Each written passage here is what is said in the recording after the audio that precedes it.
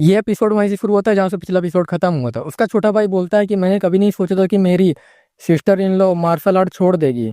हालांकि यह आश्चर्यजनक है कि एक बच्चा जिसने 3 महीने से मार्शल आर्ट का प्रैक्टिस भी नहीं किया, वो जिन्हों को हराने में कामयाब हो गया। हेड बोलता है कि क्या हो गया, अगर वो पहले से भी प्रैक्टिस कर रहा होता तो उसका छोटा भाई चौंकते हुए कहता है कि क्या आप ये कह रहे हैं कि उनकी जीत की खबर झूठी थी। तो हेड बोलता है कि मुझे इस बारे में नहीं पता, मैं हर चीजों पर नजर नहीं रख सकता। तो उसका छोटा भाई बोलता है कि एसीओ मुझे मत बताओ, क्या सोचन के माँ की तरफ के रिश्तेदार इसमें शामिल हो सकते हैं। तो वो भी चौंक जाता है और वो भी चिल्लाते हुए कहता है कि बकवास नॉनसेंस वाली बात मत करो, और बताता है कि अब कोई नहीं बचा, हो सकता है कि कुछ लोग जिंदा बचे हों, तुम कभी भी नहीं जान सकते। अगर ऐसा होता तो वो स्वयं आकर बच्चे को ले जाते। तो हेड बोलता है कि उन्हें तो पहले से ही पता नहीं था कि वह बच्चा अस्तित्व में है। अगर उन्हें पता होता तो वो उसे अब तक अकेला क्यों छोड़ते। तो छोटा भाई कहता है कि मुझे नहीं पता, हो सकता है कि सोचन उस जगह से जुड़ना ही नहीं चाहता था। तो हेड बोलता है कि ठीक है, फिर भी हमें सतर्क रहना चाहिए, उस पर कड़ी निगरानी रखने तथा मुझे रिपोर्ट देने के लिए अतिरिक्त कार्मिक तैनात करो। तो वो भी बोलता है ठीक है, और वहां से वो गायब होकर चला जाता है। हेड इसके बारे में मन में सोच रहा होता है कि मैं इसके बारे में कितना भी सोचूं, ऐसा नहीं लगता कि उस बच्चे को बाहरी मदद मिली हो। ऐसा कोई तरीका नहीं है जिससे वो हमारी नजरों से बचकर निकलकर संपर्क बना सके। सोचन अगर वो बच्चा अपने आप मजबूत हो गया, आखिर ब्लड लाइन झूठ नहीं बोलती। फिर हम देखते हैं कि हमारा मेन कैरेक्टर प्रैक्टिस कर रहा होता है और वो अपने मन में कह रहा होता है कि मुझे और ज्यादा स्ट्रांग बनने की जरूरत है। इस जगह पर केवल ताकत ही मायने रखती है, मैं यहाँ जिंदा रहने के लिए अभी भी काफी मजबूत नहीं हूँ। और अपना प्रैक्टिस स्टार्ट कर देता है और स्लैश मारता है, जैसे वो तीनों ही टूट जाते हैं और खुश होते हुए कहता है कि फाइनली मैंने कर दिखाया, मैं अपनी इंटरनल पावर का यूज कर सकता हूँ। ये क्यूआई नहीं है बल्कि मेरी जमजात योग्यता है जो और भी बेहतर है। जमजात स्किल क्यूआई की समान मात्रा का यूज करने की तुलना में 2 गुना से ज्यादा पावरफुल लग सकता है, लेकिन मैं इसे इस्तेमाल करने के लिए प्रॉपर मार्शल आर्ट नहीं जानता। हालांकि मेरे पास अभी भी मेरे भाड़े के दिनों के एक्सपीरियंस है। जैसे जैसे मैं आगे बढ़ूंगा मुझे ज्यादा एडवांस मार्शल आर्ट की जरूरत होगी जो मेरे हेवनली डिवाइन आर्ट के साथ मेल खाएगी। फिर वो एडमिनिस्ट्रेटर को आवाज देता है तो एडमिनिस्ट्रेटर भी कहती है कि हाँ मास्टर, और उससे पूछता है कि मैं मार्शल आर्ट लाइब्रेरी में एंटर करना चाहूंगा। एडमिनिस्ट्रेटर भी कहती है कि यूजर की इंटेंशन को कंफर्म की गई है मार्शल आर्ट लाइब्रेरी में एंटर करने का। एडमिनिस्ट्रेटर कहती है कि प्लीज अंदर आओ, मास्टर लाइब्रेरी में आपका स्वागत है। तो हमारा एमसी भी उससे कहता है कि एडमिनिस्ट्रेटर क्या मैं सर्च फंक्शन का यूज कर सकता हूँ। तो वो भी कहते हैं कि हाँ आप यूज कर सकते हैं। तो हमारा एमसी कहता है कि मैं एक ऐसी मार्शल आर्ट की तलाश में हूँ जो 2 अलग अलग मार्शल आर्ट को एक साथ कंबाइन करने की अनुमति देती है, जैसे कि वुडांग सेक्ट की डिवाइन मार्शल आर्ट। लाइब्रेरी में हर मार्शल आर्ट सीखना असंभव है। फिर वो शुरू कर देती है ढूंढना, और हम आराम से अपने मन में कह रहा होता है कि किसी एक एफिशिएंट मार्शल आर्ट का प्रैक्टिस करना बेहतर है। तभी सर्च भी कंप्लीट हो जाता है और सर्च में लिखा होता है कि ऐसा कोई मार्शल आर्ट नहीं है जो खोज के मापदंड से मेल खाती हो। तो हमारा एमसी भी एकदम निराश हो जाता है और कहता है कि ऐसा नहीं हो सकता, मैंने सोचा था कि निश्चित रूप से एक होगा। तो एडमिनिस्ट्रेटर कहती है कि सिर्फ इसलिए कि ये एक मार्शल आर्ट लाइब्रेरी है इसका मतलब ये नहीं कि इसमें हर मार्शल आर्ट मौजूद हो। मार्शल आर्ट लाइब्रेरी में 100 साल बाद रीअपीयर हुआ है। यह जानना असंभव है कि वर्तमान समय में कौन सी नई या परिवर्तित मार्शल आर्ट उभरी है। हमारा एमसी मन में कहता है कि पिछले 100 साल वर्षों में कोई मार्शल आर्ट नहीं है, लेकिन डिवाइन मार्शल आर्ट का अस्तित्व उससे बहुत पहले से ज्ञात है। एडमिनिस्ट्रेटर कहती है कि दरअसल जिस मार्शल आर्ट के बारे में आप सोच रहे हैं वो लाइब्रेरी में मौजूद है। तो हमारा एमसी भी खुश होते हुए कहता है कि क्या सच में, लेकिन मास्टर इसका दावा नहीं कर सकती। तो वो भी कहता है कि लेकिन क्यों। तो वो बोलती है कि क्योंकि ये लाइब्रेरी की केवल पहली फ्लोर है, डिवाइन मार्शल आर्ट लाइब्रेरी की तीसरी फ्लोर पर है। और बताती है कि मार्शल आर्ट लाइब्रेरी के साथ अनुबंध पर हस्ताक्षर करने वाले यूजर को 5 श्रेणियों में विभाजित किया जाता है। 1 स्टार की सबसे निचली रैंक से शुरू करके 5 स्टार तक है। स्टार की संख्या उन फ्लोर की संख्या को दर्शाती है जिन तक वो पहुंच सकते हैं। तो हमारा एमसी भी निराश होते हुए कहता है कि तो मेरी रैंक 1 स्टार होगी, है ना।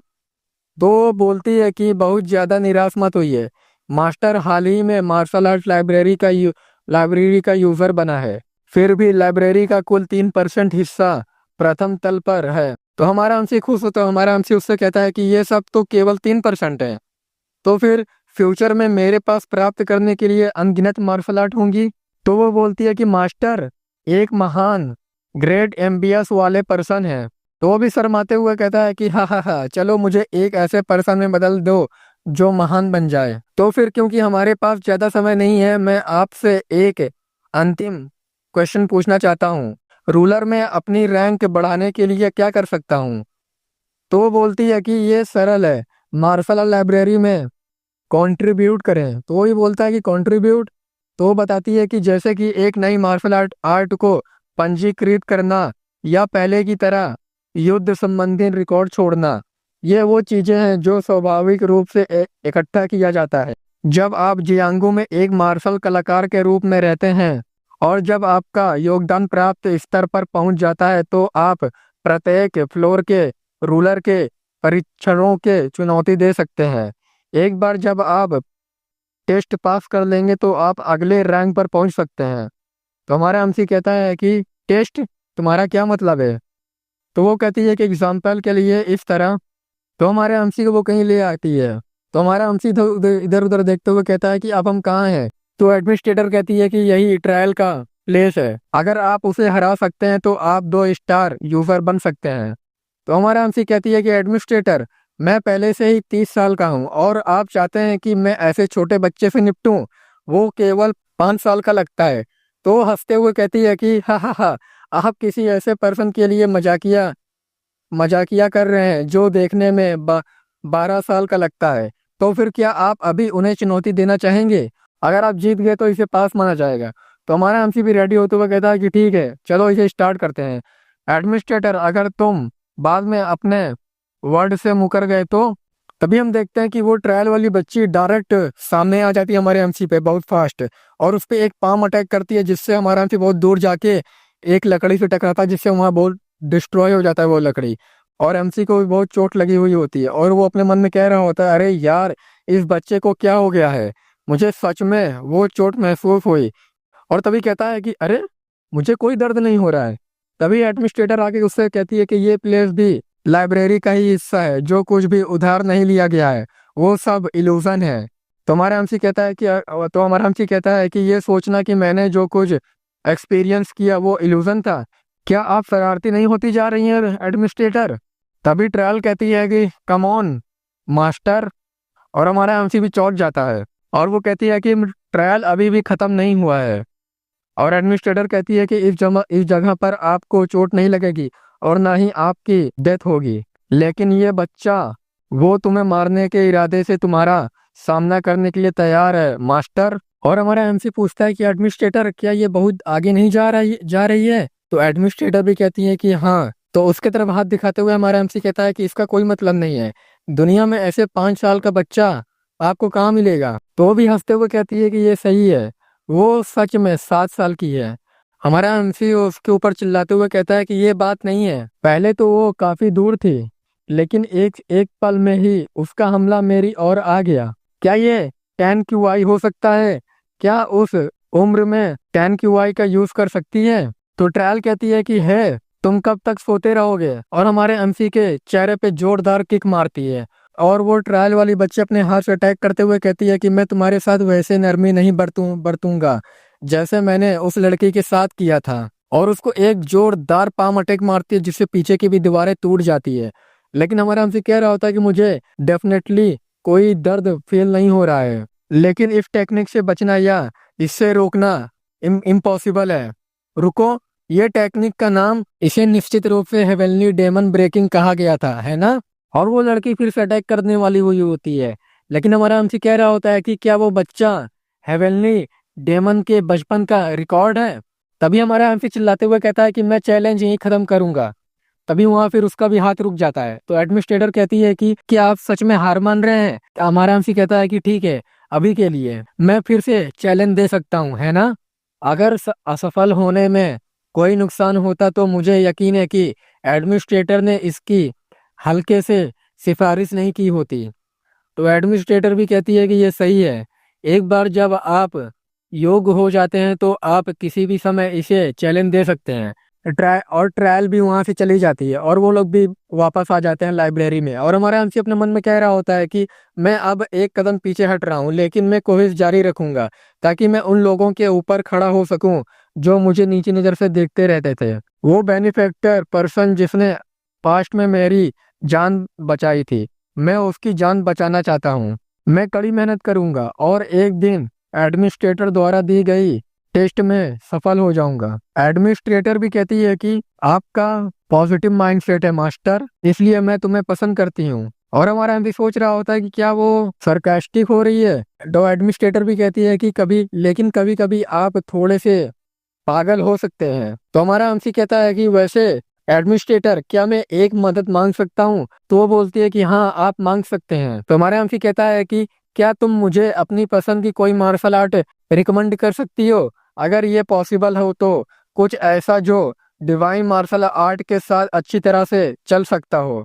तो वो सोचने लगती है और कहती है कि उन्होंने कहा ये एक रिकमेंडेशन है, मैं बिना ज्यादा सोचे समझे किसी भी चीज की सिफारिश कर देता हूँ। लेकिन तभी वो हम देखते हैं कि वो एक मार्शल आर्ट बुक लाती है और उसको बताती है कि मैं आपके लिए समथिंग स्पेशल रिकमेंड करूंगी मास्टर।